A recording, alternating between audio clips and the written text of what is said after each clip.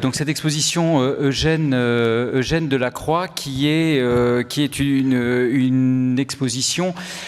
Enfin, quand nous l'avons préparée, Côme Fabre et moi-même, nous avions deux remarques qui pouvaient nous être faites, une qui nous était faite et une qu'on se disait à nous-mêmes. La première, c'est que lorsque on disait que nous préparions une exposition sur Eugène Delacroix, beaucoup de nos interlocuteurs disaient « encore ».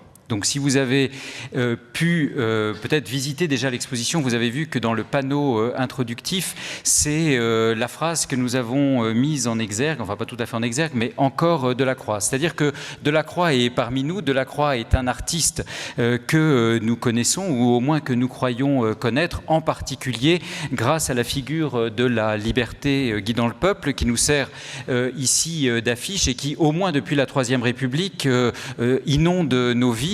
On l'a eu sur les timbres, on l'a eu sur les billets de 100 francs, pour ceux qui ont connu les billets de 100 francs, on l'a eu de façon dans la moindre caricature politique, elle a aussi inondé le monde, au point d'ailleurs que pour beaucoup on ne sait plus très bien ce qu'elle représente.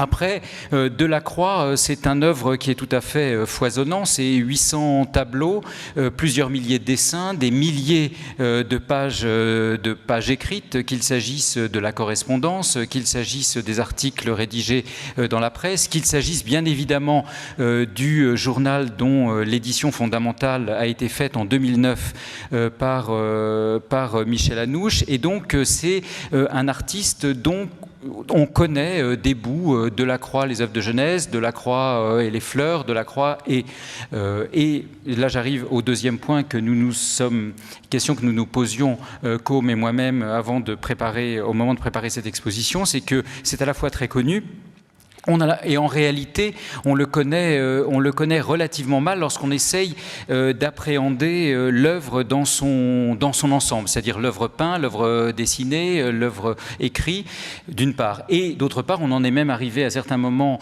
non pas de désespoir, mais au contraire de stimulation, en se disant qu'on finissait à un moment par ne plus rien comprendre du tout. Donc l'exposition, le travail là, que nous avons mené a été dans l'idée de réussir à proposer une synthèse, une vision globale de la production de cet artiste prolifique. Et l'exposition cherche aussi à montrer, à rendre compte de la force créatrice qui anime cet artiste de ses débuts dans les années 1820 jusqu'à sa mort en 1863. Et le moment nous semblait être venu de réaliser cet effort de synthèse parce que nous bénéficions des travaux des générations précédentes, et en particulier au-delà du journal publié par Michel Anouche en 2009 de façon exhaustive avec tout un apparat critique tout à fait fondamental, des travaux qui étaient ceux du côté anglo-saxon de Lee Johnson, qui a rédigé le catalogue raisonné de l'œuvre, et du côté de l'œuvre peinte, et du côté français bien évidemment de Maurice Cérulaz, qui a été aussi le grand ordonnateur de l'exposition de 1963, l'exposition fameuse du centenaire de la mort de Delacroix, auquel notre propre exposition rend hommage. Donc, en fait, notre propos n'était pas nécessairement d'aller chercher des œuvres inconnues, mais de les remettre dans un contexte et de proposer un éclairage sur toute une grande partie de la production de Delacroix qu'on ne connaît pas. Parce que finalement, ce qu'on connaît de Delacroix, c'est globalement les 10 premières années de la carrière, ces grands tableaux de salon, pour différentes raisons. D'une part, parce qu'ils sont à peu près tous, ils sont tous au Louvre, et d'autre part aussi parce que c'est l'image, on y reviendra, qui est de l'artiste qui a été figé à l'exposition universelle de 1855. Aussi, notre propos, la manière dont se présente l'exposition, dont la scénographie a été assurée par Victoria Gertenbach et avec laquelle j'ai eu à plusieurs reprises l'occasion de travailler, et qui cherche à rendre justement cette force créatrice qui anime l'artiste tout au long de sa carrière. Nous l'avons voulu chronologique, selon une chronologie que vous voyez au-dessus de nous. Les années de jeunesse, 1822, début des années 1830, où l'artiste met en place une stratégie de la conquête au Salon. Le Salon, c'est l'exposition des artistes contemporains, parce qu'il appartient à cette génération qui a compris que pour se faire un nom, et se faire un nom est absolument essentiel pour lui, d'une part parce qu'il est le dernier rejeton d'une famille brillante qui s'est illustrée, son père a été même ministre des Affaires étrangères du Directoire, qui s'est illustré sur les champs de bataille de l'Empire par ses frères, mais qui se retrouve ruiné à la chute de l'Empire pour différentes raisons. Donc se faire un nom et aussi se faire un nom d'artiste. Et il a compris que désormais, pour se faire un nom, la gloire n'est pas un vain mot, dit-il. Il ne s'agit plus d'avoir la reconnaissance de ses pairs, où c'est plus essentiel, mais ce qui compte, enfin une chose extrêmement importante, c'est la confrontation avec le public, avec l'opinion publique, parallèle au développement de la presse grâce à la libéralisation du système de la presse qui est mise en place à partir de la Restauration. Donc des années 1822 aux années 1833, il est présent à chaque salon qui était au Louvre tous les 2 ans et en produisant, on va y revenir, des œuvres, en présentant des œuvres qui, d'une certaine façon, poussaient parfois la provocation toujours plus loin et avec de grandes réussites.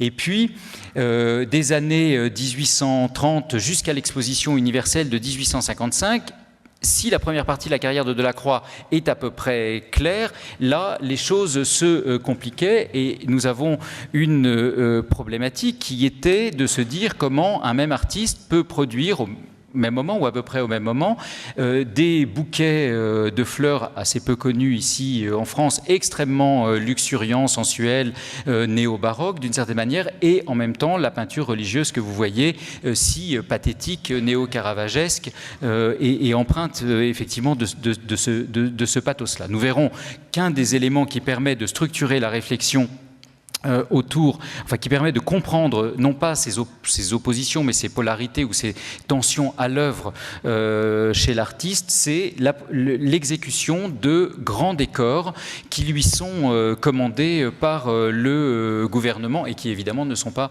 présents dans l'exposition, mais qui sont au Sénat, à l'Assemblée nationale, au Louvre et dans les églises parisiennes. Et puis, 1855, c'est l'apothéose, l'artiste est panthéonisé de son vivant à l'exposition universelle, c'est-à-dire qu'il est considéré comme l'un des plus grands génies français à l'exposition universelle sous le Second Empire, ça veut dire un des plus grands génies de la peinture mondiale, avec Ingres. Donc on retrouve l'opposition un peu fabriquée de la ligne et de la couleur, Ingres, Delacroix à ce moment-là, mais en tout cas, il est à ce moment-là vraiment panthéonisé. Et puis, comme finalement le dernier Picasso, panthéonisé de son vivant, il a l'outrecuidance de vouloir proposer quelque chose d'autre au salon suivant, en particulier au salon 1859. Et donc nous avons une autre période des années 56, disons du salon de 59 jusqu'à sa mort en 1863, où, vous l'avez peut-être vu pour ceux qui ont visité l'exposition, Delacroix propose une autre peinture, une peinture peut-être encore plus personnelle, poétique, qui demande parfois un certain effort aux visiteurs pour entrer dans son monde. Autant dans l'œuvre de jeunesse, il va à la rencontre du public par des œuvres destinées à frapper des grands coups, autant dans les œuvres tardives, finalement, il a son monde et entre qui pourra entrer dans ce monde-là. Donc voilà à grands traits la façon dont nous avons conçu l'exposition, sachant, on le dit tout de suite mais on y reviendra, que pour nous le voyage au Maroc, si connu, n'est pas du tout une rupture mais s'inscrit, on le verra, dans la dynamique de ces années, pas tout à fait, enfin de jeunesse, en tout cas de ces premières années dans la dynamique du salon des années 1822 jusqu'au début des années 1830. Alors nous allons donc retracer le parcours proposé dans l'exposition. Un parcours qui commence par une toute petite salle qui sert comme une sorte de sas de décompression, présentant en quelques traits, en quelques lignes, de manière très elliptique, la personnalité et l'ascendance de Delacroix. Un jeune homme, comme vous le voyez, qui se présente avec beaucoup d'assurance, de maturité, un côté mystérieux, intrigant aussi qu'il veut se donner. Il est déjà très conscient de son image dès sa jeunesse et il le sera jusqu'à la fin en entretenant soigneusement sa mise en scène jusque par Nadar par exemple, par la photographie. On a voulu évoquer l'horizon donc de Delacroix à cette époque-là, un jeune homme donc qui est issu de la haute grande bourgeoisie parisienne, qui a connu une ascension sociale fulgurante grâce à la Révolution française, grâce à l'Empire napoléonien. Sébastien vient de vous le dire, un père qui a été ambassadeur, ministre des Affaires étrangères, puis préfet, au service de la République française. Une mère qui, elle, descend des meilleurs ébénistes d'art qui ont été au service de la couronne avant la Révolution. Et puis des frères aînés qui se sont illustrés sur les champs de bataille, l'un général, l'autre colonel, baron de l'Empire, bref, un contexte prestigieux, mais qui s'effondre brutalement en 1815, lorsque Delacroix, qui est le dernier de la fratrie, arrive à l'âge adulte. Il a 17 ans à cette époque-là, il sort tout juste du lycée impérial, dans lequel il a été aussi élevé dans cette admiration pour l'honneur, pour la patrie, pour les grands hommes qui se sacrifient pour elle. Et dans une Europe désormais pacifiée, sous la coupe du traité de Vienne, eh bien, il n'y a plus aucune place pour l'héroïsme militaire. C'est désormais par les arts, par son pinceau, qu'il s'illustrera et qu'il fournira à sa famille un nouveau grand homme. Prie le ciel pour que je sois un grand homme, c'est ce qu'il écrit lui-même à un ami en 1815.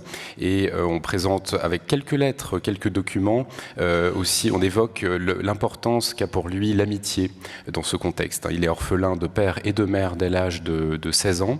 Par conséquent, c'est dans l'amitié cultivée aussi dans un esprit sans doute des Lumières. L'amitié est une valeur républicaine. C'est avec cette valeur-là qu'il grandit. Et on le voit notamment avec un document très touchant qui est l'album de la Saint-Sylvestre, où tous les amis se rassemblent comme un rituel chaque année. Et pour la Saint-Sylvestre 1817, il se représente avec ses amis et chacun signe, et Delacroix signe avec son nom, poursuivi de sa date de naissance donnée dans le calendrier républicain. Donc avec cette provocation, cette rébellion qui est significative. Alors donc ce préambule nous amène d'autant plus, nous prépare au choc qui est celui de l'invraisemblable gigantisme et de la précipitation aussi, de l'accélération fulgurante avec laquelle se lance la carrière publique, la carrière artistique de Delacroix. Delacroix qui profite à fond du système des arts de son temps, du libéralisme notamment qui régit le monde des arts depuis la chute de l'Empire napoléonien. C'est fini ce régime de commande extrêmement tyrannique et militaire qui régissait la vie artistique sous l'Empire. Désormais, le gouvernement favorise l'art contemporain. Il faut remeubler le Grand Louvre qui a été vidé d'une partie de ses trésors suite aux restitutions qu'il a fallu faire aux Alliés. Par conséquent, on prend par exemple le cycle de Marie Médicis de Rubens qui était au Luxembourg, et le Luxembourg se trouvant lui-même vide, eh bien, le roi Louis XVIII ordonne la création du Musée royal des artistes vivants. Et pour tout jeune artiste qui fait ses débuts à cette époque, l'objectif c'est de rentrer le plus vite possible dans ce musée, au prix d'ailleurs de brûler les étapes, en tout cas de laisser de côté le cursus honorum classique qui imposait les années d'école des beaux-arts et des tentatives répétées de passer le prestigieux concours du prix de composition historique, appelé communément prix de Rome, et donc qui se soldait par 5 longues années à la Villa Médicis. Et beaucoup se disent que tout ça est une perte de temps, et ils préfèrent donc brûler les étapes, rester à Paris et se faire connaître de la presse, du public, et se faire donc attirer les achats de la part du directeur des musées royaux. Parce que, ce qu'il faut savoir, c'est que lorsqu'on était acheté par la direction des musées et qu'on entrait au musée du Luxembourg, le premier des musées d'art contemporain, ce rapport du musée avec l'art contemporain est extrêmement important. On savait qu'à son décès, et ce sont des artistes qui ont ça en tête, on entrerait au Louvre. Donc être acheté par la direction des musées signifiait une forme d'immortalité. Les artistes, c'est extrêmement important, et on voit ce qu'on a sur cette génération-là, c'est que le musée est à la fois libérateur, parce que ce sont des artistes qui vont se former au musée librement, d'une certaine manière, ils louent des échafaudages, et puis ils vont copier, quelquefois ils se battent, enfin il y a toute une vie du musée, mais ils n'ont plus un maître sur le dos qui leur dit il faut suivre telle ou telle étape, vous n'avez pas copié les statues romaines, et donc ils se choisissent d'une certaine manière leur modèle, et en particulier pour Delacroix, comme l'a évoqué, le modèle de Rubens, donc la question de la couleur. Et donc ça c'est la première chose, et en même temps le musée consacre immédiatement et ensuite après sa mort. Ce qu'on voit dans les œuvres qui vous sont présentées ici, donc on suit à peu près la chronologie de la présence de Delacroix au Salon. Dans l'exposition, nous avons réuni en dehors de Sardanapale, qui est beaucoup trop grand et qu'on n'a pas pu descendre parce que ça ne passe tout simplement pas par les portes, ni les murs ne sont pas assez grands. En revanche, tous les autres tableaux qui sont déjà très grands sont tous réunis dans la même salle, de façon à donner le sentiment de ce que pouvait être la force de cette peinture et sa monumentalité d'une part, et d'autre part, ça c'est une autre idée, c'est-à-dire que le visiteur tombe tout de suite sur la liberté, ce qui permet ensuite d'avoir l'esprit libre pour découvrir d'autres choses. Mais ça, c'est voilà. Donc nous avons ici les différentes étapes de la stratégie de la conquête de Delacroix au Salon. Dante et Virgile aux Enfers, son premier tableau qui est exposé en 1822. Il décide là de faire un coup, ce qu'il appelle un coup de fortune. Il expose un sujet moderne d'une certaine manière, Dante n'étant pas considéré comme un auteur classique, un sujet horrifique.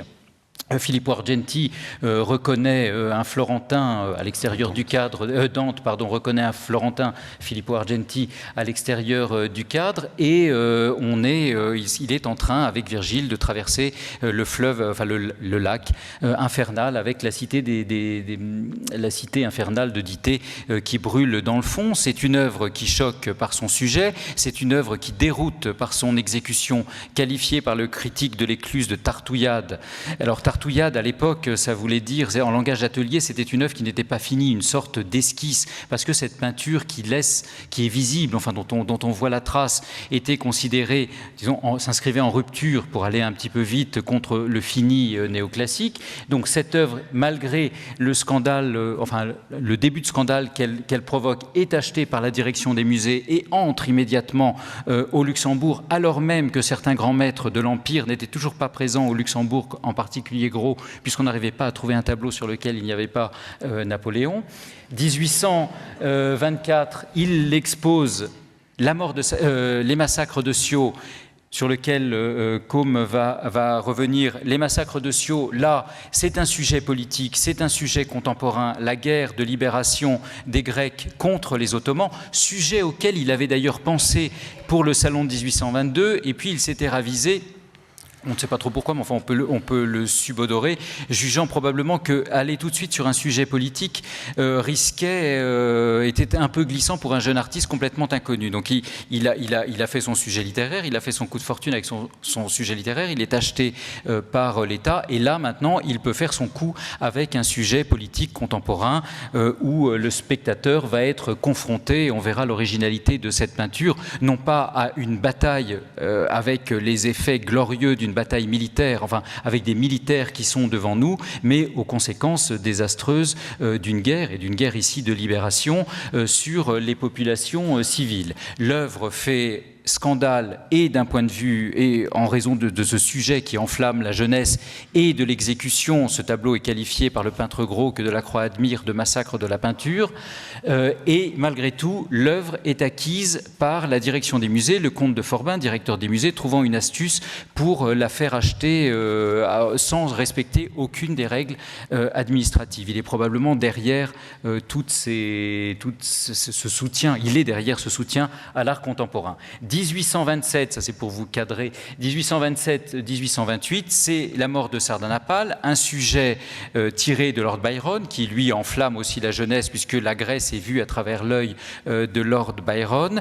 Et là, le tableau est encore plus grand. Le sujet est une orgie, une sorte d'orgie. Le roi de Ninive va se suicider parce qu'il sait la ville prise, après avoir fait assassiner tout ce qu'il avait désiré, tout ce qu'il avait aimé, ses femmes, ses chevaux, ses objets. Il va allumer ce grand bûcher. Et la toile ne respecte absolument plus aucun des critères ni de la décence, ni de la décence artistique, si je puis dire. La perspective semble basculer sur le spectateur. On est dans une orgie représentée, mais aussi une orgie de peinture. La toile fait vraiment scandale. Elle allume la bataille du romantisme. Elle n'est pas acquise par la direction des musées. Elle restera sur les bras et Delacroix réussira à la vendre en Angleterre. Et puis, en 1831, il revient en célébrant le nouveau régime avec la liberté sur la liberté sur les barricades, sur lesquelles nous allons revenir dans quelques instants.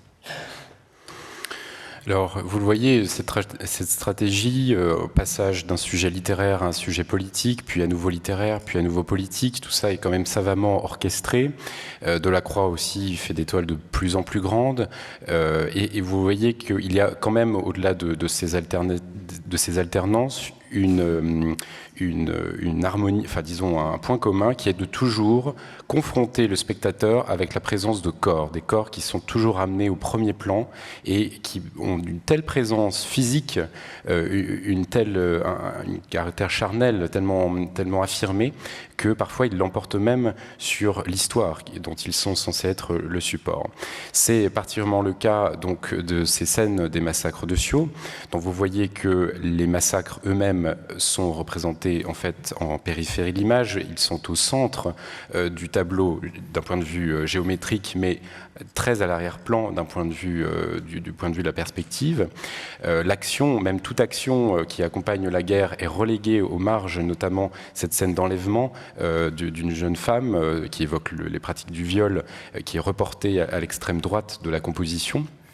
Et ce qui est frappant, c'est que Delacroix est donc représenté un héroïsme qui est anonyme, qui est collectif. Il n'y a aucun chef rebelle de cette île de Chios qui soit reconnaissable ou identifié.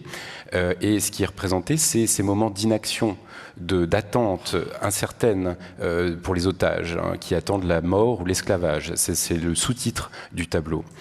Delacroix a aussi volontairement choisi un format inhabituel. Une scène de guerre appellerait plutôt un format horizontal pour un défilement d'action. Là, il choisit un format vertical qui accorde une importance énorme au paysage méditerranéen et au ciel, un ciel qui est impassible, qui est indifférent à l'action et qui augmente d'autant plus la sensation d'injustice, de cruauté et de désespoir de ces personnages au premier plan. Ce contraste est aussi probablement une signature, enfin un élément que Delacroix a puisé dans la littérature de Lord Byron, puisque Delacroix n'est jamais allé en Grèce. Il nous offre un reportage qui est entièrement imaginaire, et c'est d'après en fait la poésie byronienne qui insiste sur ce contraste entre l'horreur de la guerre et la beauté des paysages grecs et le luxe aussi des vêtements. Ce sont des Grecs très orientalisés, avec des costumes très chatoyants, des couverts de bijoux que nous voyons. C'est donc toute cette saveur des contrastes byroniens que Delacroix retranscrit dans cette toile, et il le fera aussi donc par exemple sur cet épisode plus romanesque, lui, du Djaour et du Pacha, présenté au Salon 1827. Ce qu'on peut noter aussi par rapport dans cette idée de fixité de l'image, en fait, ce héros, enfin là il n'y en a pas, mais une image fixe comme ça, on avait déjà eu le cas avec le Léonidas de David, mais ce qu'on peut noter ici, c'est qu'on n'est plus dans les Grecs, on est dans des vrais Grecs, si je puis dire. On n'est plus dans les Grecs, la blancheur de la Grèce éternelle, rêvée. On est une Grèce qui est aux portes de l'Orient, et en particulier avec des personnages dont que Delacroix assemble souvent par paire avec toutes des catégories. On peut distinguer des catégories sociales, des âges, des couples, des jeunes, des vieux, une mère et son enfant, un couple d'amoureux, etc. Donc ça accroît le pathos, si vous voulez, de la scène, mais aussi on a des gens plus ou moins blancs, plus ou moins basanés. On est ici aux portes de cet Orient moderne. La Grèce est vraiment aux portes de cet Orient pour un homme du début du XIXe siècle. Alors d'un point de vue scénographique, vous verrez une fois avoir vu cette salle très, très grandiose, très spectaculaire, on vous fait passer dans les coulisses et l'œuvre qui fait un peu le lien entre la publicité du salon et le secret de l'atelier, c'est cette jeune orpheline au cimetière qui est une étude préparatoire pour un des personnages des massacres de Scio. Vous voyez d'ailleurs qu'au passage Delacroix est passé d'une femme à plutôt un jeune homme et que Delacroix a pourtant, malgré son statut d'étude, de modèle vivant, il l'a présenté au salon, en même temps que le grand tableau historique final. Par conséquent, il voulait montrer, sans doute, au public quel était le moteur profond de sa peinture à ce moment-là, et puis quel était le pivot de la réforme qu'il voulait faire de la peinture d'histoire. C'est la réincarnation de l'histoire, la remise en évidence du corps, d'un corps vivant, un corps individuel, contingent, palpitant, qui est remis donc sur le devant de la scène et non plus un corps stylisé et vu à travers le prisme de l'antique. Et cette jeune femme est particulièrement frappante puisque on y voit que pour rendre l'expression du modèle, l'expression des passions, Delacroix n'a plus recours au geste, qui est une rhétorique transmise par l'Académie, les dictionnaires notamment de Charles Lebrun, et quelque chose qui rattache finalement la peinture à la sculpture. Là, toute l'expression repose sur la peau, sur l'épiderme, sur l'apparence en fait superficielle du personnage. C'est le froissement des vêtements, c'est surtout les reflets et les reflets cuivrés, l'enchevêtrement des touches très colorées qui sculptent le visage, qui sont le réel support de l'émotion. Ce qu'on voit aussi en continuant dans la salle, enfin si on passe le sas en quelque sorte avec ce chef-d'œuvre qu'est La jeune orpheline de la collection Moron-et-Laton, on a cette salle où on voit comment Delacroix réinterprète les grands principes finalement fondateurs de la peinture classique, enfin pour aller vite, que sont le nu et le drapé. Donc comme le disait Côme, le nu pour lui, on le voit ici avec ce grand tableau de Montpellier, enfin cette étude de Montpellier, Aspasie, et un tout petit tableau qui est dans une collection privée qui représente le même modèle, la même Aspasie. Ce qui l'intéresse, ce n'est plus la structure du corps, c'est-à-dire que la référence n'est plus la statuaire. Ce qui l'intéresse, comme le disait Côme à propos de La jeune orpheline, c'est la surface, c'est-à-dire la peau, parce que la peau, c'est la couleur. Et en particulier, il y avait chez Géricault, qui a été un proche de Delacroix. Géricault est un petit peu plus vieux que Delacroix, mais ils se sont liés d'amitié. Géricault était une sorte de modèle pour cette génération-là. Ils se sont liés d'amitié dans l'atelier de l'artiste Pierre Guérin. Géricault avait commencé à travailler les peaux noires en particulier. Il avait pensé à un sujet sur la libération des esclaves. Et Delacroix pousse encore plus loin, disons, l'étude de ces peaux, du caractère coloré de la peau, en utilisant des modèles métis comme cette Aspasie dont on connaît le nom puisque Delacroix, dans une liste des tableaux qu'il fait ici, la nomme, et en la détachant sur des fonds colorés. Il en va de même pour les drapés qui sont finalement réinterprétés sous l'angle de leur surface, là aussi colorée, sous l'angle du tissu, de la richesse de ces matières, en fait, bien avant le voyage en Orient, notamment dans ces œuvres de petit format, souvent avec des connotations érotiques, comme ici, une œuvre inspirée de Brantôme, où finalement, et où on voit la présence de la grande odalisque d'Ingres, voire de la Vénus de Lambert-Soustris, qui sont des œuvres du musée qui sont là derrière, dans des œuvres de petit format qui étaient destinées à une clientèle, parce que Delacroix avait à ce moment-là déjà une clientèle. Donc Delacroix donc, a cette appétence pour les tissus, pour les carnations, et au départ donc c'est destiné au secret des petits tableaux pour cabinet d'amateurs, mais il y a un moment où il se sent les coups des franches pour vraiment étaler cette passion sur une toile de grand format, un grand tableau d'histoire. Et ce moment-là, c'est 1827 avec Sardanapale. Il a déjà ces deux grands coups au salon précédent ont été acquis par le musée.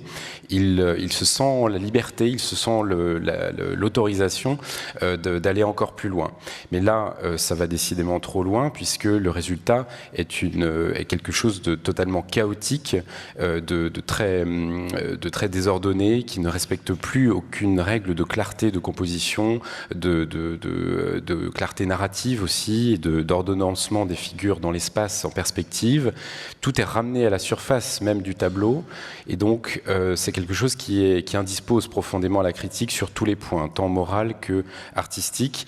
Delacroix échouera à le vendre malgré les suppliques répétées, et c'est seulement 15 ans plus tard qu'il le vendra à un amateur d'origine britannique qui détenait le monopole du gaz à Paris, monsieur Daniel Wilson, et c'est à ce moment-là qu'il exécute cette petite réplique, ce ricordo, qui va lui permettre de garder le souvenir de cette toile un peu fétiche, mais qui lui a porté aussi un peu malheur. C'est une œuvre que nous prête Philadelphie, qui permet aussi au passage d'imaginer les couleurs où l'œuvre du musée du Louvre actuellement est un peu encrassée en comparaison. Alors, Delacroix, dont le voyage au Maroc est très célèbre, finalement est un voyageur malgré lui. Il n'est pas d'un naturel voyageur, dirais-je. Et il veut faire ce voyage en Italie qu'il ne fera jamais. Encore quelques jours avant de mourir, il parlera de ce voyage en Italie qui reste le voyage qu'on ne fait jamais parce que c'est le voyage finalement idéal. Mais l'un de ses premiers voyages en 1825, c'est un voyage à Londres. Alors Londres, évidemment, en 1825, au bénéfice d'une Europe pacifiée, on voyage beaucoup plus facilement. Londres, c'est la capitale, c'est une des grandes capitales modernes aussi, avec un vrai marché qui est un débouché pour les artistes. Et à Londres, en fait, il va aussi à Londres pour cela. Il va aussi à Londres parce qu'il a des amis, notamment les Fielding, donc qui l'encouragent à aller à Londres, et aussi parce qu'il a vu au salon de 1824 certains tableaux de Constable et de Thomas Lawrence qui l'ont particulièrement impressionné.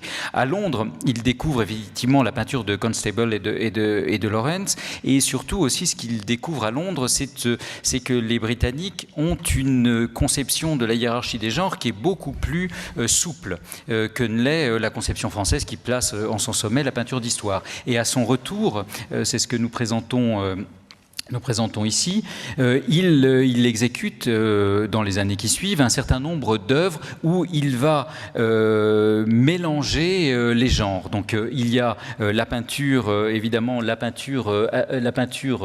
portrait, avec ici le portrait du baron Schwitter à l'anglaise dans un paysage inspiré directement de Thomas Lawrence, mais avec une raideur toute française, et cet habit à la Brumel, cet habit de dandy. Vous avez cette nature morte très étrange qui est faite pour un commanditaire privé breton, cette nature morte au homard, où il s'inspire évidemment des natures mortes flamandes et hollandaises où on voyait des homards, les homards sont cuits, ils sont rouges.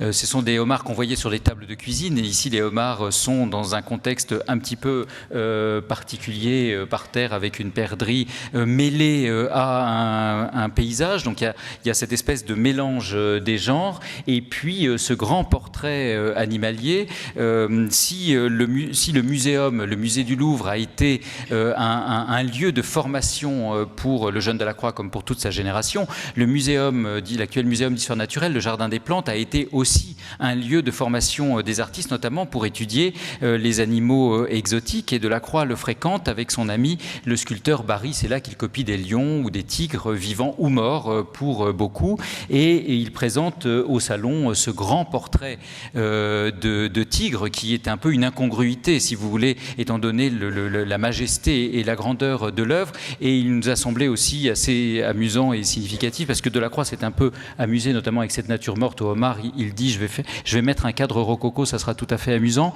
Et c'est d'avoir cette majesté de l'animal et en face à cette majesté un peu mélancolique du portrait d'homme. Alors une autre corde à son arc, toujours dans ces années 20, vous voyez à quel point ce sont des années extrêmement denses, extrêmement riches, dans lesquelles il fait vraiment une conquête systématique de tous les médiums graphiques. Là, donc, il s'agit de la lithographie d'édition littéraire. Des éditeurs comme Charles Motte parient sur lui pour des éditions nouvelles de littérature contemporaine, enfin, ou jugées telles. Shakespeare est encore considéré comme un auteur très moderne, étant donné qu'il ne respecte pas les règles des unités classiques, ni de la bienséance. Faust de Goethe, évidemment, cette tragédie qu'il lit dans la traduction française du conte de Saint-Aulaire. Et vous voyez que donc, ça lui permet à Delacroix d'exprimer tout ce fond noir qu'il a en lui, il le dit lui-même, cet imaginaire noir, gothique, fantastique, terrifiant et surnaturel. Et puis en même temps, il révolutionne la pratique même de cette technique d'estampe en recouvrant ces pierres lithographiques de noir. Il crayonne l'ensemble de la surface avant de faire surgir les corps par grattage, par griffure. Et c'est notamment le cas de ces sorcières qui sont uniquement éclairées par la lueur du chaudron devant Macbeth. Donc, et puis, on a la chance de bénéficier aussi de tirages très rares prêtés par la Bibliothèque nationale de France qui montrent des premiers états avec remarques, donc tous ces croquis très libres que Delacroix fait dans les marges laissées libres avant que l'éditeur ne les efface pour l'édition finale, où on voit toutes ces obsessions, sa liberté, sa fantaisie qui s'exprime librement avec des félins, des duels de chevaux, des grimaces et des caricatures. Alors 1831, c'est la liberté, finalement on a oublié de mettre, c'était presque l'acte manqué, la liberté sur les barricades qui est une sorte, finalement l'image en elle-même est plus classique entre guillemets que ce que Delacroix a proposé jusqu'alors avec sa grande composition, avec sa grande composition pyramidale, ces corps rejetés au premier plan qui sont évidemment un hommage à Géricault et au radeau de la Méduse pour lequel il a d'ailleurs probablement posé. C'est donc une œuvre qui célèbre la Révolution de 1830, donc l'arrivée au pouvoir de Louis-Philippe. Delacroix est politiquement ce qu'on appellerait un libéral bonapartiste. Et c'est donc un enfant des Lumières qui est porté par l'idéal de la liberté, que ce soit une liberté politique ou une liberté artistique. L'originalité du tableau tient évidemment à la veine allégorique. Donc on voit que Delacroix a traité vraiment tous les genres. Là, il en revient à l'allégorie qui est ce genre vieillot d'une certaine manière, et une allégorie qu'il fait réelle en utilisant une femme que les contemporains ont qualifiée de poissarde. C'est donc ce côté transgressif aussi de traiter une allégorie avec l'arme du réalisme d'une certaine manière. Tableau qui se construit autour du bleu, du blanc et du rouge du drapeau, qui était le drapeau de la Révolution, qui a été le drapeau de l'Empire et qui redevient le drapeau de la France avec Louis XVIII. L'originalité surtout de sa composition, c'est que la liberté arrive sur vous. Donc la liberté entre dans l'espace du spectateur. On a vu tout à l'heure déjà dans les massacres de Sceaux qu'il se passait des choses en dehors, hors cadre, hors champ. Donc le spectateur est invité à participer ou est confronté à ce qu'il voit. Ici, la liberté arrive sur vous dans un geste véhément. Donc il y a deux solutions, c'est-à-dire soit on fait comme le peuple qui est derrière et on la suit, soit on est écrasé, puisque la liberté, c'est le sens c'est vraiment le sens de l'histoire. Donc cette liberté véhémente est immédiatement achetée par le gouvernement dont elle célèbre l'avènement, et puis très peu de temps plus tard envoyée en réserve en raison de son caractère justement un petit peu trop véhément, et même rendue à l'artiste en 1839. Donc au terme, en 1831, Delacroix, s'il était mort à ce moment-là, serait déjà un immense artiste, mais il vit encore 30 ans. Et en fait, à ce moment-là, il a exploré toutes les voies possibles, il a exploré tous les genres, il les a mixés, et il se trouve un moment d'interrogation. C'est à ce moment-là qu'on lui propose un voyage au Maroc. Alors ce voyage au Maroc offre effectivement une respiration dans sa carrière. On en a, bon, je ne reviens pas sur les circonstances, il accompagne une mission diplomatique du comte de Mornay pendant 6 mois, de janvier à juin 1832, et il collecte le maximum d'informations sur place, avec vraiment la précision d'un ethnographe, des informations tant architecturales que du point de vue des mœurs, et de l'habillement, de l'apparence, des outils employés par les Marocains. Et ce qu'il en tire finalement à son retour, c'est l'appropriation du dernier genre pictural qui lui manquait encore, c'est celui de la scène de genre. Représenter le quotidien des Français, des campagnes ou des villes de son époque, ça n'intéressera jamais Delacroix. Il ne jugera jamais ces sujets dignes de sa peinture. Ce n'est pas pittoresque au sens propre du terme. Ce qui l'intéresse, mais dès lors qu'il y a ce détour par le Maroc, ce prétexte africain, eh bien, c'est intéressant picturalement puisque, d'une part, évidemment, l'architecture, les costumes portés par le Marocain sont beaucoup plus colorés que ceux des Français. Donc ça intéresse naturellement un peintre, et puis d'autre part, leur mode de vie est, aux yeux de Delacroix, la persistance authentique, vivace, du mode de vie des Grecs et des Romains de l'Antiquité. Et lorsqu'il présente donc à son retour au Salon de 1834 des femmes d'Alger dans leur appartement, ce sont à la fois des Algéroises contemporaines qui vivent qui sont représentées finalement dans l'équivalent du boudoir des appartements parisiens.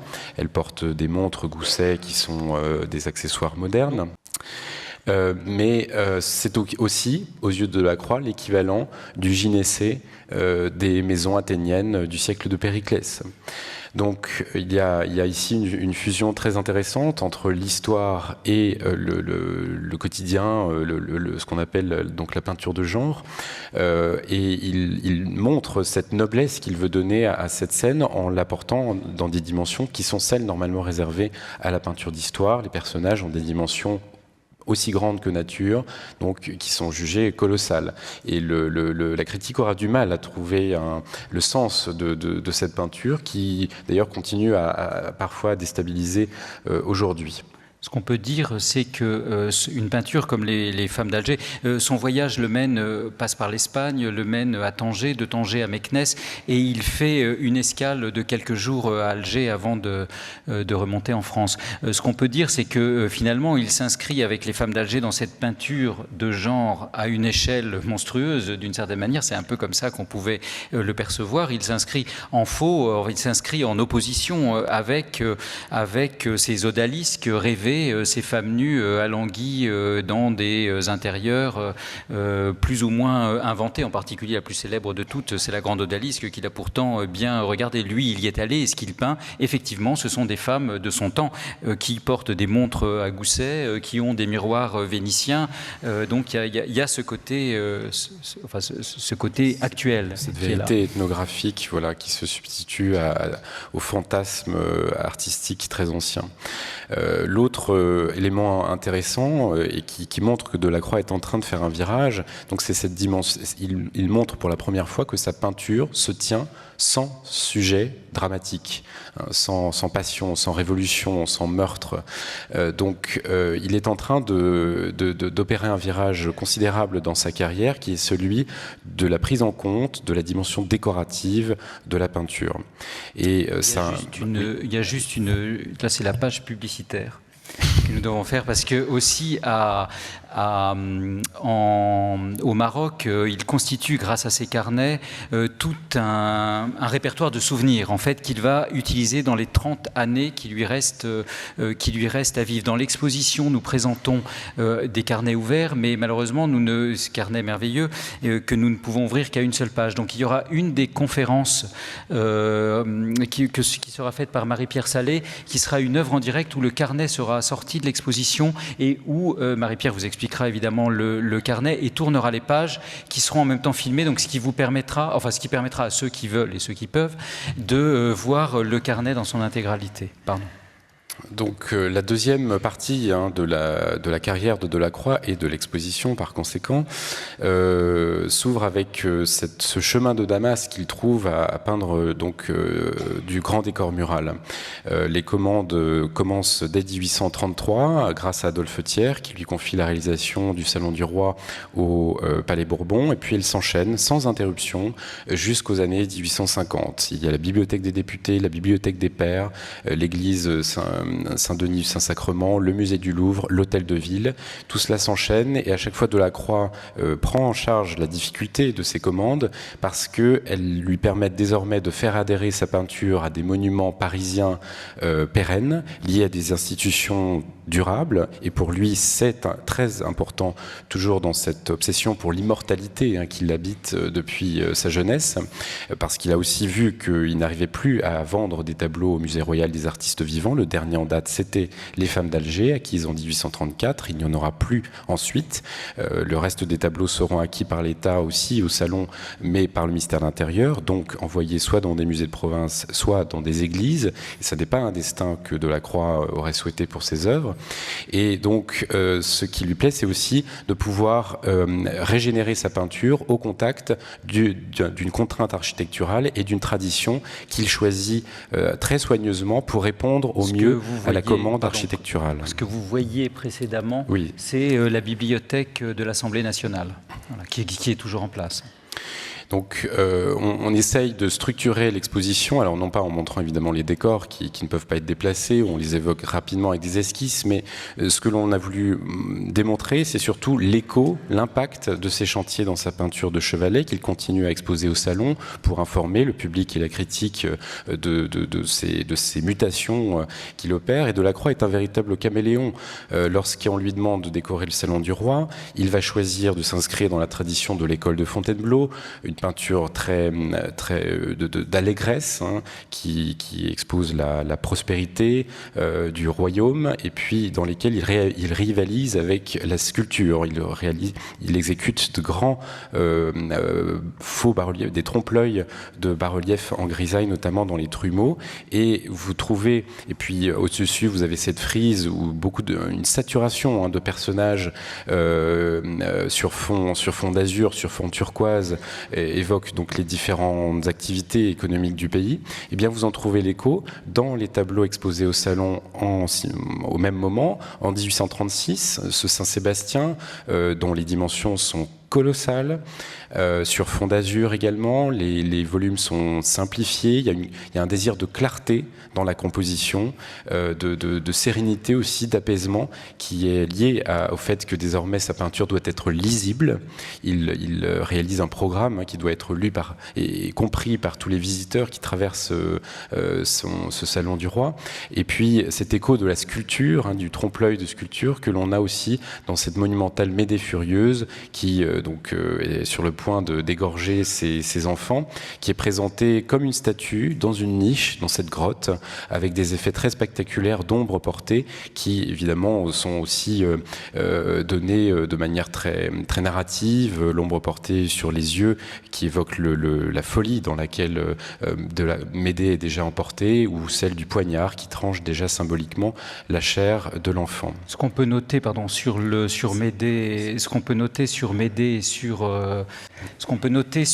sur Médée et sur Saint-Sébastien, c'est que ce sont deux peintures, vous verrez dans l'exposition, nous avons un dessin où les deux peintures sont représentées en même temps. Enfin, il y a un travail aussi, là aussi, sur la question du nu, un nu féminin, un nu masculin, et on a une sorte de synthèse. Delacroix ayant conscience, et c'est très important pour ce qui suit, de s'inscrire dans une étape, dans une tradition. D'un côté, il fusionne Rubens et aussi Andrea del Sarto du côté de la Médée. Il transforme une charité en Médée, ce qui est quand même paradoxal. Et de l'autre côté, on a l'école de Fontainebleau, Rubens et Van Dyck. Donc il y a cette conscience de sa place et de son appartenance dans cette grande lignée en fait de l'art français qui a pris le relais de l'art flamand et de l'art italien, ce qu'on va trouver aussi dans ses œuvres particulièrement décoratives comme ces grands bouquets de fleurs ou ces chasses aux lions liés au chantier de la galerie d'Apollon. Donc c'est effectivement, on voit apparaître tout d'un coup, presque sans transition, là plutôt à la fin des années 40, ces œuvres très étranges, opulentes, saturées, qui remplissent vraiment toute la surface picturale avec des éléments, des formes, des couleurs qui là aussi sont débarrassés d'un sujet, disons, littéraire ou politique. Et donc ça se traduit autant par des bouquets de fleurs qui se situent dans la tradition des grands décorateurs du siècle de Louis XIV, Monnoyer ou Blain de Fontenay, pour des tapisseries ou des dessus de porte. Et puis la célèbre chasse au lion, qui est une paraphrase de celle de Rubens, dont malheureusement nous n'en avons qu'un fragment, puisque le tableau a brûlé, enfin tout le tiers supérieur a brûlé dans l'incendie de la mairie de Bordeaux en 1870. Mais vous avez à chaque fois donc à la fois cette dynamique, cette saturation, cette richesse décorative baroque, qui est très probablement, à notre avis, liée au contexte de la réalisation du plafond, enfin du compartiment central du plafond de la galerie d'Apollon. Galerie d'Apollon au Louvre, que vous pouvez aller voir en même temps que l'exposition. Voilà. Cette galerie d'Apollon qui avait été laissée inachevée à la fin du règne, enfin au moment où la cour a quitté, sous Louis XIV, au moment où la cour a quitté Paris pour Versailles, et dont il restait à faire le compartiment, entre autres le compartiment central, qui est confié à Delacroix parce que c'est le plus grand artiste du moment, et avec cette tâche extrêmement lourde de s'inscrire dans les pas de Lebrun, donc dans les pas de ce qui est le sommet de l'art français, qui est considéré comme le sommet de l'art français à ce moment-là. Donc de trouver iconographiquement quelque chose, parce qu'on n'avait pas pour ce compartiment-là de détails sur ce qu'aurait fait Lebrun. Delacroix choisit Apollon vainqueur du serpent Python. Dans tous ces décors, il y a chez Delacroix cette idée que les forces du mal et du bien sont toujours en conflit, et en particulier autour de l'idée de civilisation. Donc la civilisation est toujours sur le point de basculer et de renaître, et là Apollon va décocher sa flèche qui va tuer le serpent Python. Ce qui est aussi très important de voir ici, c'est que Delacroix est le restaurateur du grand décor plafonnant illusionniste en France qu'on ne savait plus faire depuis la fin du XVIIIe siècle. L'exposition présente en particulier la grande esquisse peinte, où on voit que Delacroix cherche véritablement à retrouver cet esprit entre guillemets baroque qui était celui de Charles Lebrun. Et donc vous voyez l'écho naturellement apparaître dans cette nature morte au bouquet de fleurs renversées, avec cet enroulement invraisemblable des formes, cet aspect vivant, individuel, menaçant presque des fleurs qui sont animées. Voilà, donc cet enroulement est tout à fait, ce tourbillonnement est tout à fait révélateur de cette ambition décorative de Delacroix. Delacroix qui d'ailleurs, visiblement, dans ces mêmes années, en 1848-49, aurait souhaité porter sa candidature à la direction de la manufacture des Gobelins. Ce qu'on peut noter aussi, c'est qu'on est en 1848-49, révolution 1848-49, et Delacroix fait des fleurs. Donc il y a une position extrêmement distanciée de Delacroix par rapport aux politiques, et pour des raisons personnelles et pour des raisons aussi artistiques. Il a bien vu avec La Liberté, qui avait été envoyée en réserve très peu de temps après avoir été produite, tous les dangers qu'il pouvait y avoir à exécuter des œuvres dont la part d'actualité politique était trop importante. Voilà. Donc en 1848, il peint des fleurs. Autre registre qui montre donc toujours cet aspect très changeant et cette pratique simultanée de styles très différents. Toujours dans cette fin de décennie 1840, il présente au Salon en 1847 ce Christ en croix à gauche de Baltimore, à droite au Salon 1848 cette lamentation sur le corps du Christ avant sa mise au tombeau.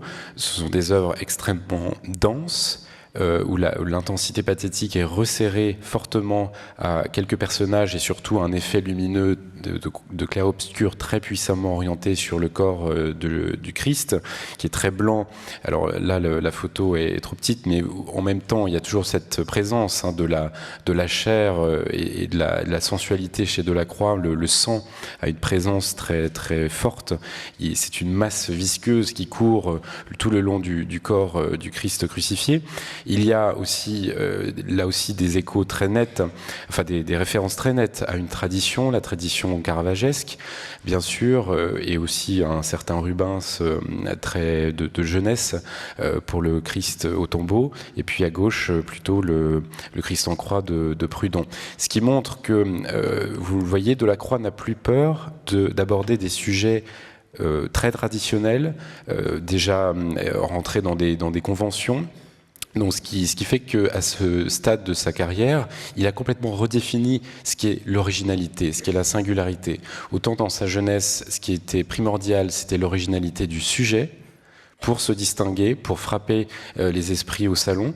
Autant désormais, le sujet n'est plus, si vous voulez, discriminant. On peut se mettre dans les traces des grands maîtres de la Renaissance ou de l'époque baroque sans se trahir soi-même, parce qu'il a déjà trouvé en lui-même cette conviction qu'il a trouvé dans sa facture, dans son pinceau, toujours un élément qui lui est propre et un renouvellement constant. Il faut rappeler que donc cette apparition des sujets religieux, elle a pour origine la commande également d'un grand décor, la Pietà de Saint-Denis et du Saint-Sacrement, qui est une église à Paris, rue Turenne. Voilà, qu'il faut aller voir, puisque depuis donc ce décor a été restauré par les services de la ville de Paris, et le résultat est spectaculaire. Vous avez quelques photos ici prises sur le chantier de restauration. Jamais le pinceau de Delacroix n'a été aussi libre, aussi esquissé. Là, on est vraiment dans la tartouillade avec cette incroyable tache verte dans l'ombre de portée du visage du Christ, ou ce vermillon qui court partout. Jamais la peinture de Delacroix n'a été aussi liquide, ne s'est autant associée à la douleur, au pathos chrétien. Sur Delacroix, nous avons assez peu parlé du journal, mais il est présent dans l'exposition. C'est même une des rares fois où vous pourrez voir ce que représente, ce que c'est matériellement le journal, le fameux journal de Delacroix, avec un journal de jeunesse des années que vous avez ici à gauche, ici le journal de jeunesse sur des petits cahiers, et puis en 1847, il reprend son journal sur des grands almanachs du commerce qui sont annotés. Ce sont plusieurs volumes, et ce qui lui permet de faire des allers-retours avec l'idée de constitution à un moment d'un dictionnaire des beaux-arts, etc.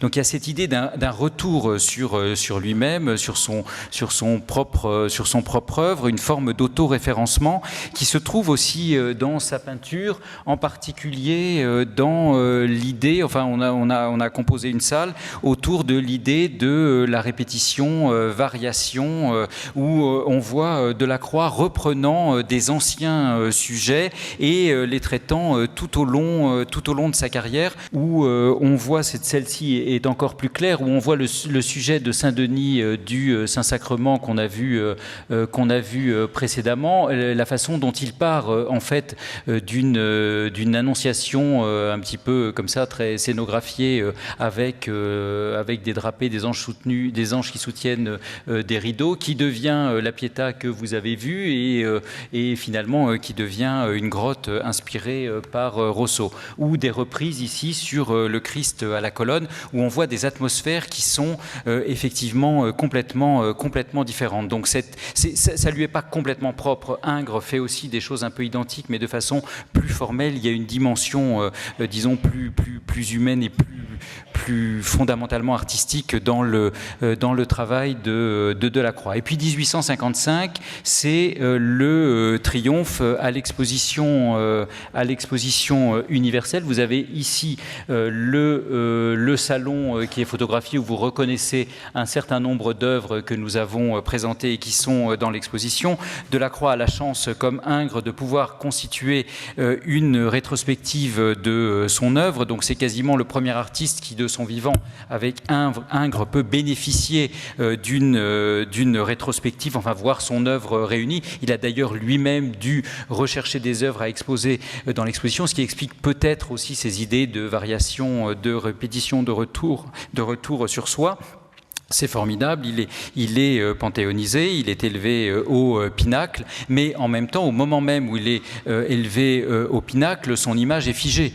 On a réalisé l'exposition définitive de lui-même, et l'image qu'on a de lui est d'une certaine manière figée, comme le grand peintre de ces grandes machines romantiques, Sceaux et d'autres tableaux, la Médée. On fait même ressortir la liberté avec une autorisation spéciale de l'empereur Napoléon III. Il est au pinacle, et normalement, pour l'opinion publique, il aurait dû s'arrêter à ce moment-là. Mais Delacroix ne s'arrête jamais, et au salon suivant, dans les 3 ou 4 dernières années de sa carrière, il propose quelque chose d'autre, un renouvellement de son art qui va être très peu compris par ses contemporains.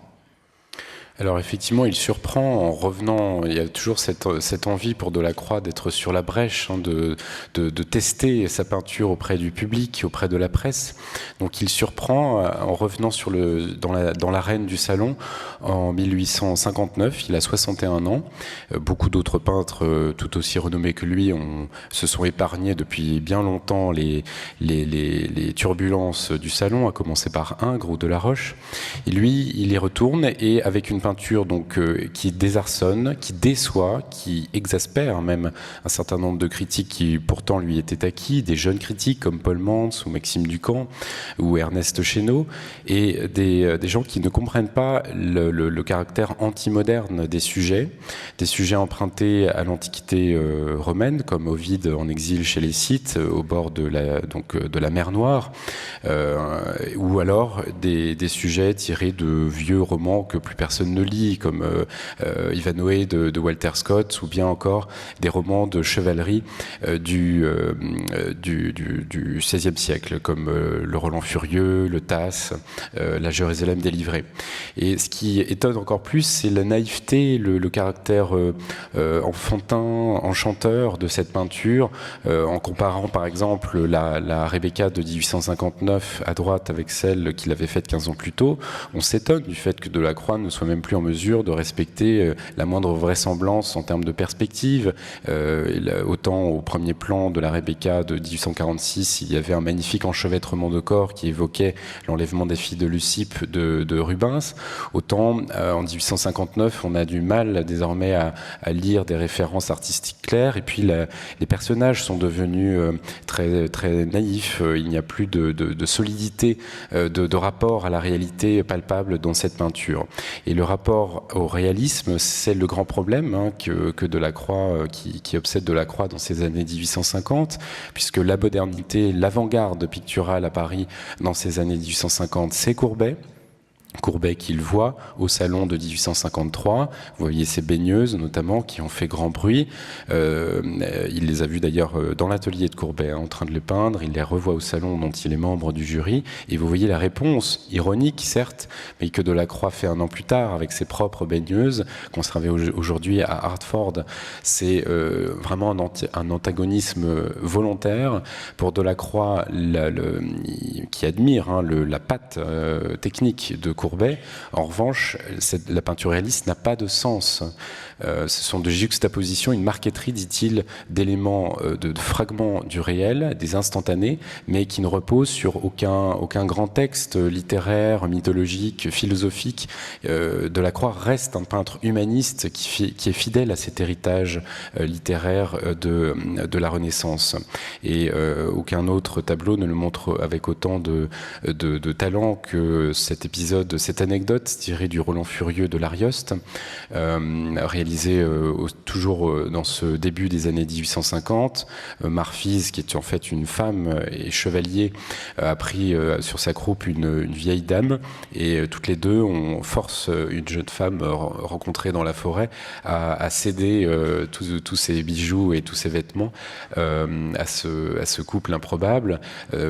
Pour Delacroix, c'est le plaisir de mettre en scène cette anecdote invraisemblable dans une forêt, avec un scintillement, une espèce de dispersion de l'attention vers quantité d'objets futiles, hein, des harnais, des bijoux, un éventail de plumes de paon, des armures.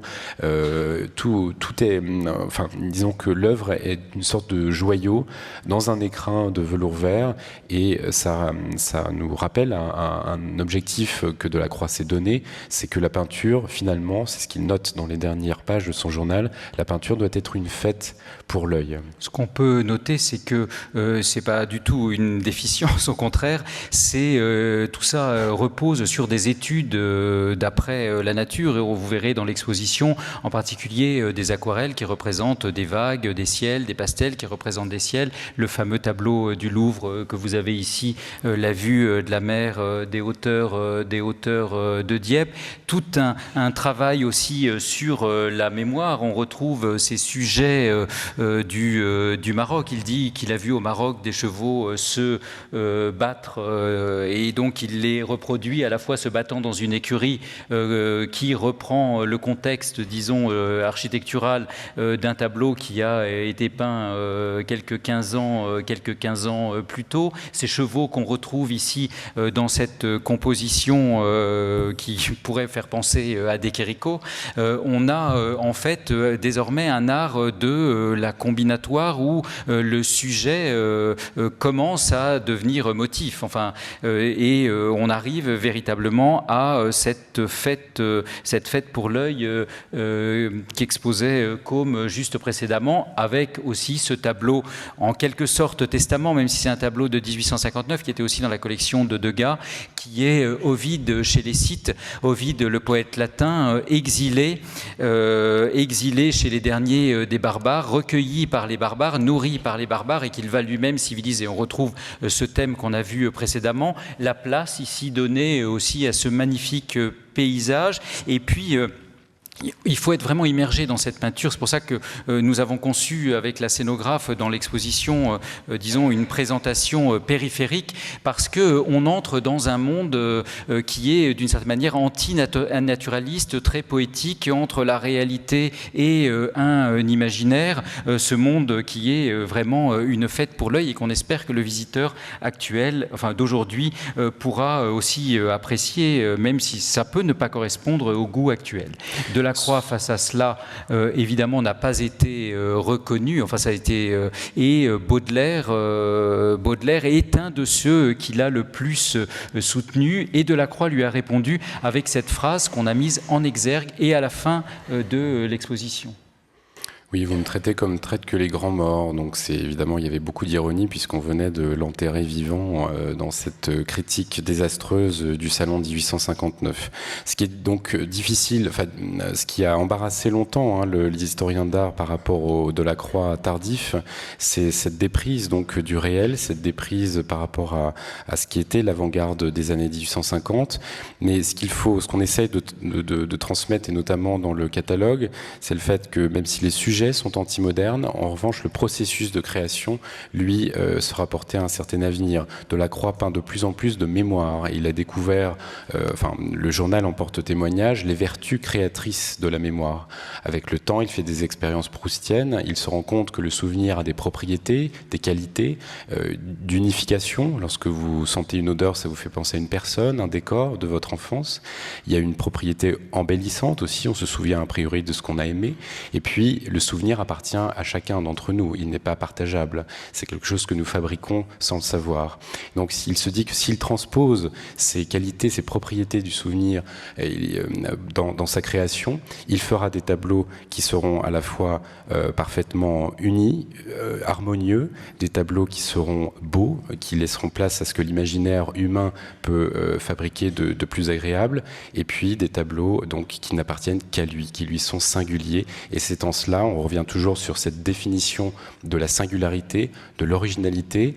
C'est finalement grâce à la mémoire que la singularité reste toujours protégée. Ce qu'on voit, c'est qu'on a une définition de l'originalité ou de la singularité qui n'est pas la même dans les années 1820, qui va s'exprimer de façon beaucoup plus démonstrative dans les années 1820 et à la fin de sa vie, où disons, l'originalité à la fin de sa vie se fonde vraiment sur une singularité dans laquelle le spectateur entre ou d'une certaine manière n'entre pas. C'est sûr qu'il y a un caractère hermétique dans cette peinture, mais que Delacroix avait reconnu et qu'il l'assumait. Et qu'on assume aussi, mais si on fait l'effort, on est vraiment séduit.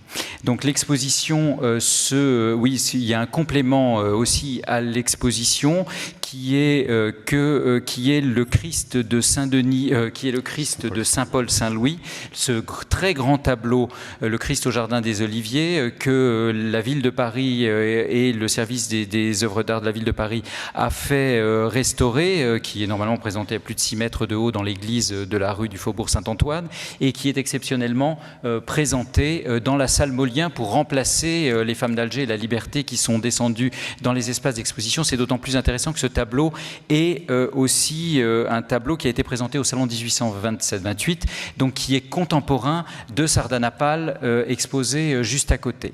Ce qu'on peut noter aussi, c'est que donc l'exposition est accompagnée d'un cycle de conférences, et ce cycle de conférences, on n'a pas voulu des conférences vraiment académiques, ce sont des conférences dans lesquelles on va plonger dans l'œuvre écrite de Delacroix, donc avec un acteur, enfin quelqu'un qui lira les textes, et non pas une explication de texte, mais enfin un questionnement, un certain nombre de questions que soulèvent ces textes. Côme et moi-même parlerons de la critique. Daniel Cohn, professeur à l'université de Paris 1, professeur d'esthétique, verra le rapport de Delacroix avec justement Delacroix. Est-il un romantique ou est-il un enfant des Lumières? Eh bien, il est les deux. Marie-Pierre Salé vous présentera à ceux qui voudront un carnet du Maroc, et Adrien Goetz réinventera le discours que Delacroix aurait dû prononcer à l'Académie des Beaux-Arts et qu'il n'a jamais prononcé. Et l'exposition est accompagnée là aussi d'un catalogue qu'on a voulu comme un livre, en fait, avec un long essai qui présente les idées qu'on vous a un peu développées ce soir de Côme et moi-même, puis un certain nombre d'essais complémentaires, et une chose extrêmement utile qu'on a voulu dans le catalogue, c'est une biographie qui a été rédigée par Catherine Adam-Sigas, qui est documentaliste au département des peintures, qui présente la biographie rédigée, mais relativement brièvement,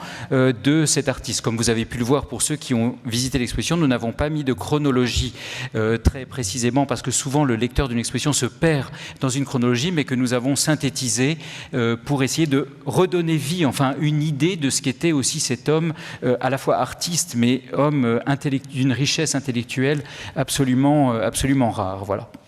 Merci.